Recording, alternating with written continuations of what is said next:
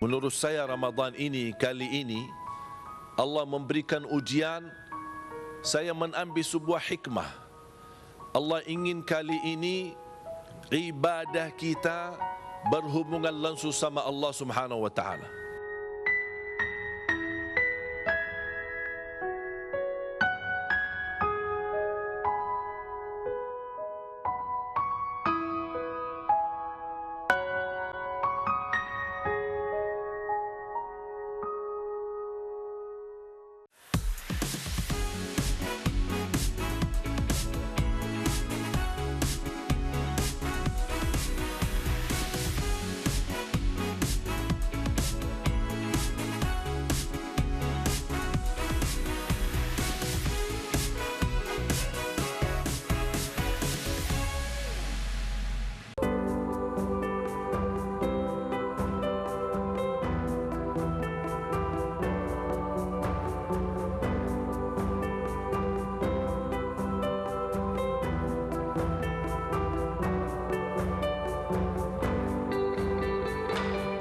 Pembatasan kerumunan bukan membatasi ibadah.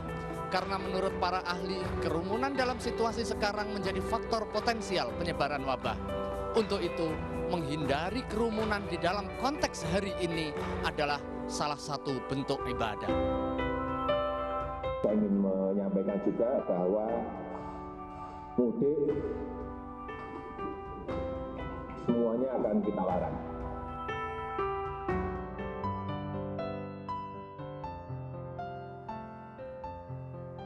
Selamat malam pemirsa, jumpa lagi di Prime Show with Ira Kusno, tentunya bersama saya dan juga co-host saya Ronald Surapraja. Dan Ronald, ini Ramadan sudah di depan mata, program kita agak bergeser nih lebih cepat karena nanti akan ada sidang isbat penentuan kapan satu Ramadan jatuh di Indonesia, pukul 19 akan diumumkan oleh pemerintah Indonesia. Betul sekali Mbak Ira. Pemirsa, meskipun suasana sedang seperti ini, tapi kita harus tetap menyambut bulan Ramadan dengan sukacita. Tapi ingat, himbauan dari pemerintah harus tetap kita ikuti supaya penyebaran virus corona tidak semakin meluas. Jangan Mbak Ira? Ya, betul Ronald. Ini suasana Ramadan memang berbeda sekali dengan tahun-tahun sebelumnya ya. Dan kalau sekarang mungkin kalau memang besok adalah puasa, orang sudah berbondong-bondong ke masjid, taraweh, dan jadwal kita buka puasa itu sudah penuh dari ujung ke ujung ya. Dan sekarang ya memang kita merayakannya dengan keluarga inti di rumah saja. Betul, jadi mungkin Ramadan tahun ini pemirsa, kita hanya menghabiskan waktunya hanya dengan keluarga inti. Tapi ingat, tetap harus bersyukur. Karena ada di luar sana beberapa keluarga yang bahkan tidak bisa berkumpul dengan keluarga inti. Betul sekali Ronald, dan pemirsa, salah satu tamu saya ini adalah orang yang tidak bisa berkumpul bersama keluarganya. Ini adalah bagian dari tenaga medis yang menjadi garda terdepan pada saat pandemi COVID-19 di Indonesia dan juga secara global. Saya sudah terhubung dengan seorang suster yaitu Widya Astuti, perawat di RSPI Sulianti Saroso. Selamat malam Mbak Widya. Selamat malam Mbak. Ya Mbak Widya, ini sekarang berarti sudah tidak pulang, menginap di hotel, diinapkan di hotel per tanggal 1 April yang lalu, betul? Iya, betul. Nah ini diinapkan di hotel, kenapa Mbak alasannya? Apakah karena memang shiftnya itu sudah bertambah panjang, bertambah banyak, atau banyak kolega tenaga medis yang tidak diterima di kos-kosannya? Ya, jadi kami ditempatkan di sini karena memang satu untuk tempat istirahat. Terus memang ada teman kami yang memang diusir dari kos-kosan. Ya. Nah, sekarang Mbak Widya kan sudah 11 tahun ya kurang lebih bertugas sebagai perawat dan mengalami segala macam jenis virus ini di RSPI. Apakah ada perbedaan kali ini dengan COVID-19, Mbak? Kekhawatiran menghadapinya? Ya, kami sebenarnya sudah terbiasa untuk menghadapi kondisi penyakit seperti ini. Sudah pernah flu burung, MERS-CoV, nah sekarang COVID. Sebenarnya tidak ada perbedaan yang terlalu, hanya jumlah aja yang memang lebih banyak daripada biasanya. Kalau Mbak Widya dan beberapa kolega misalnya masih tetap tegar begitu ya, bagaimana dengan respon suami dan anak-anak?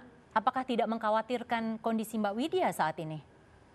Kalau suami sama anak-anak itu sudah menerima kondisi pekerjaan saya memang seperti ini.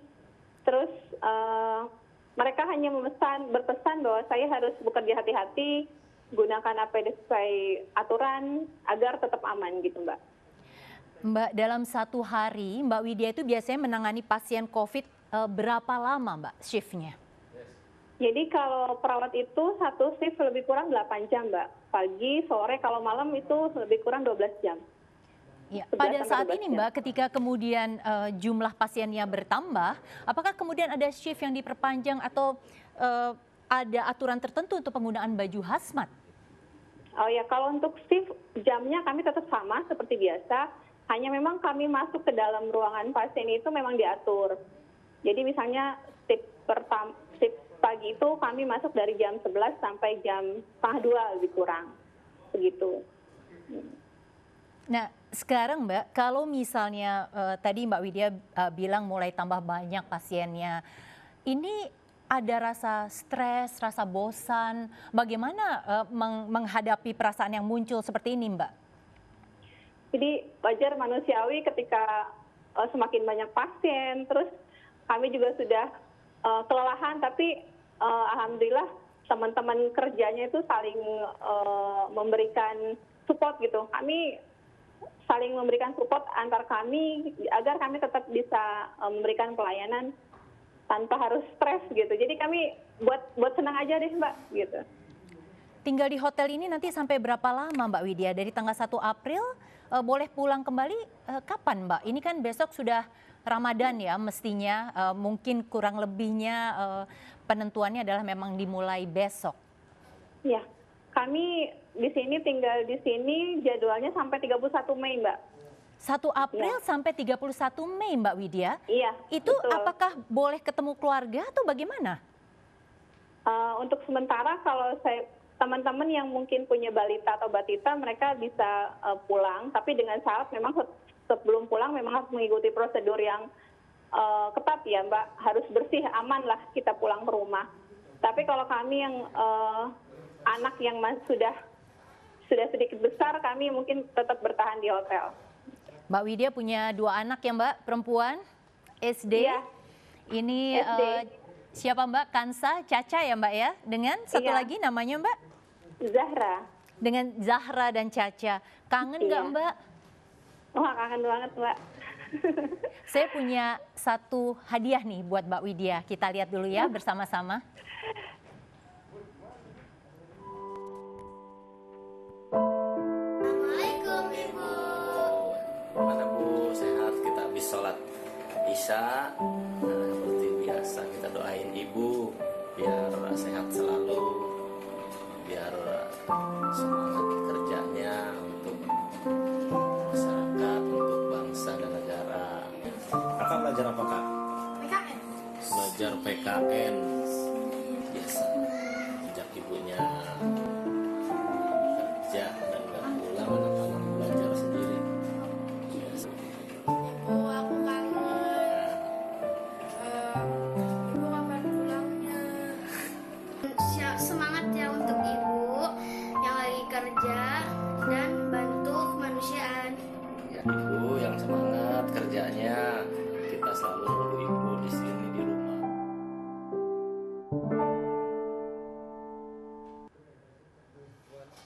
Hadiah buat Mbak Widya. Komentarnya apa Mbak?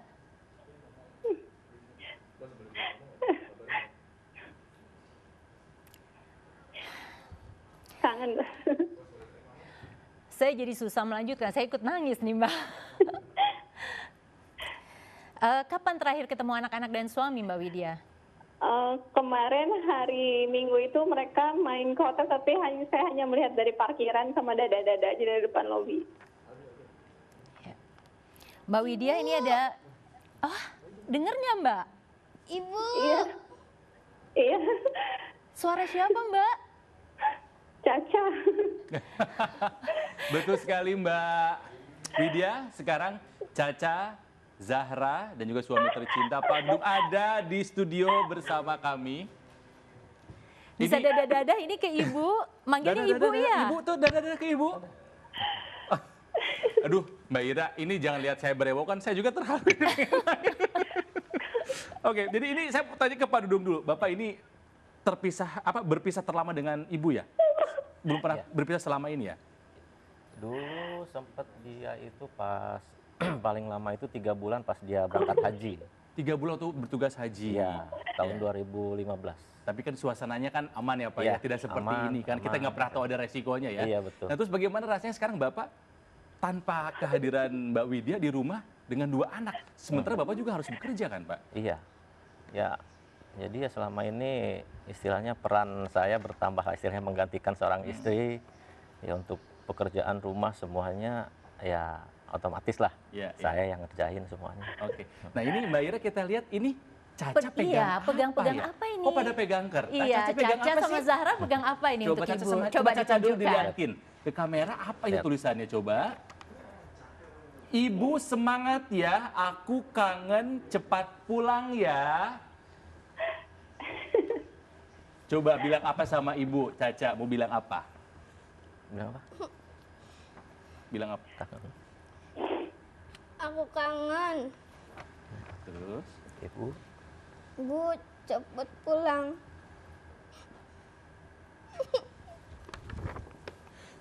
Coba kakaknya, coba Zara bikin apa tulisannya itu? Ibuku, pahlawanku. Coba ibunya disapa. Disapa Zara. Ibu. Iya dek, iya Kak.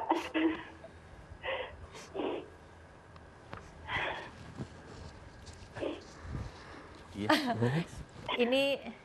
Ini Ronald sama saya juga udah susah melanjutkan Zara, wawancara. mau bilang apa lagi sama Iya. Ibu coba? Ibu kapan pulang? Iya, nanti Ibu pulang. Zara Mbak udah kangen Widya? banget sama Ibu ya? Yang Iya. paling dikangenin sama Ibu apa sih Zara?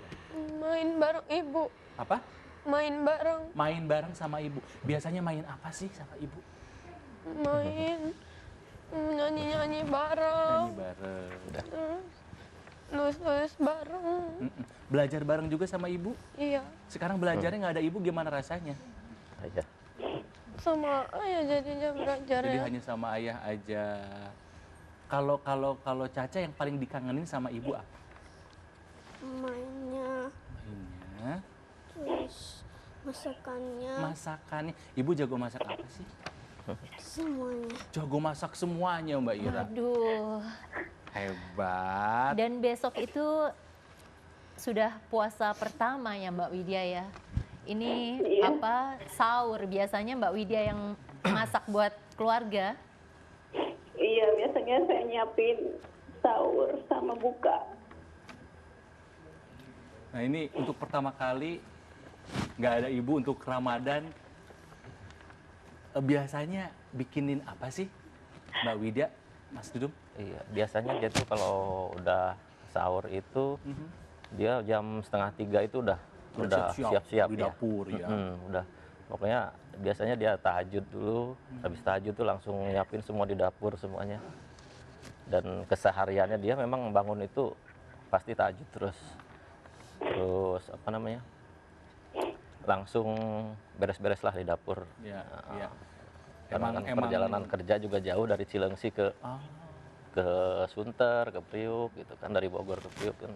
Iya, betul. Kalau udah kesiangan ya macetnya lumayan. Jaraknya jauh ya. Iya. Kalau misal Ibu pulang nih, Zahra mau dimasakin apa sama Ibu? Sukanya apa sih? Ayam. Ayam. Diapain ayamnya? Digoreng. Ayam goreng. Suka sekali. Bikinan Ibu enak banget ya? Iya. Kalau Caca mau dibikinin apa sama Ibu? Buat sahur dan buka? Apa sih? Ayam. Ayam juga. Diapain? Di sop. Ayamnya di sop. Oke, tapi bagaimanapun seperti yang ditulis sama Kakak Zahra, ibuku pahlawanku. Kalian harus bangga sama Ibu. Ibu adalah orang hebat, pahlawan. Iya. Coba, apa yang mau disampaikan sama ibumu yang juga adalah pahlawan? Ayo Dede Caca dulu. Apa yang mau disampaikan? Sehat. Sehat terus. Makasih semuanya yang Tetap Sehat terus. Doakan ibu. Amin. Semoga ibu sehat terus. Iya. Ya. Kakak Zahra mau bilang apa sama ibunya? Coba. Buat ibu semangat kerjanya. Iya Kak, iya. Sehat terus. Amin, amin. Doain ya. Mbak Widya, untuk ke Iya, anak-anak sama Mas Dudung, mungkin ada pesan Mbak? Baik-baik di rumah. Di rumah aja ya nak ya. Gak usah main-main keluar. Mbak Widya, ini kan Iya. sampai 31 Mei kata Mbak Widya ya, artinya Lebaran mungkin boleh pulang Mbak? Belum tahu tapi mungkin Mbak. Jadi kalau kami sudah yakin kami sehat, swabnya mungkin negatif, ya mungkin bisa jadi kami bisa tetap pulang tapi hanya sebentar mungkin. Mbak Widya, ini yang terakhir, mungkin ada pesan untuk masyarakat, untuk publik. Sekarang kan tenaga medis ini dipuji-puji begitu ya oleh semuanya, tapi sebenarnya apa sih yang ada di dalam hati teman-teman tenaga medis, dalam hal ini adalah Mbak Widya? Ya, kami bekerja itu ikhlas insya Allah. Kami membantu orang, semoga apa yang kami, ilmu yang kami punya, skill yang kami punya, kami untuk masyarakat.